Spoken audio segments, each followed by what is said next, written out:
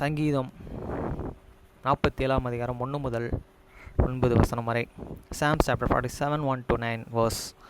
சகல ஜனங்களே கைகட்டி தேவனுக்கு முன்பாக கம்பீரமாய் ஆர்ப்பரியுங்கள். To the chief of the musicians here, psalms of the sons of the Korah. Oh, clap your the hands, all ye people, shout unto the God with his voice of the triumph. வசனம் 2. உன்னதமானவராகிய கர்த்தர் பயங்கரமானவரும் பூமியின் மீதெங்கும் மகத்துவமான ராஜாவுமாயிருக்கிறார். For the Lord and most high is terrible. He is a great king over all the earth. வசனம் 3. ஜனங்களை நமக்கு வசப்படுத்தி ஜாதிகளை நம்முடைய பாதங்களுக்கு கீழ்ப்படுத்துவார்.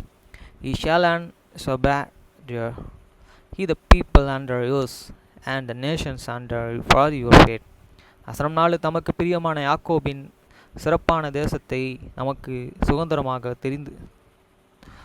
தெரிந்தளிப்பார். சேலா. He shall and choose you the inheritance for you and this excellence of the Jacob whom he loved. சேலா. வசனம் 5. தேவன் ஆர்ப்பரிப்பவரோடும் கர்த்தர் எக்கால சத்தத்துடனும் உயர எழுந்தருளினார். God is going up with his shout, the Lord with his sound of the trumpet. வசனம் 6. தேவனை போற்றி பாடுங்கள் பாடுங்கள், நம்முடைய ராஜாவை போற்றி பாடுங்கள் பாடுங்கள். Sing and praise to God, sing and praise, sing praise to unto the your king, sing and praise. வசனம் 7. தேவனை பூமி அனைத்திருக்கும் ராஜா, கர்த்தருடனே அவரை போற்றி பாடுங்கள். For God is the king of the whole earth, sing hear and praise with an understanding. வசனம் 8. தேவன் ஜாதிகளின் மேலே அரசாளுகிறார், தேவன் தமது பரிசுத்த சிங்காசனத்தின் மேலே வீற்றிருக்கிறார்.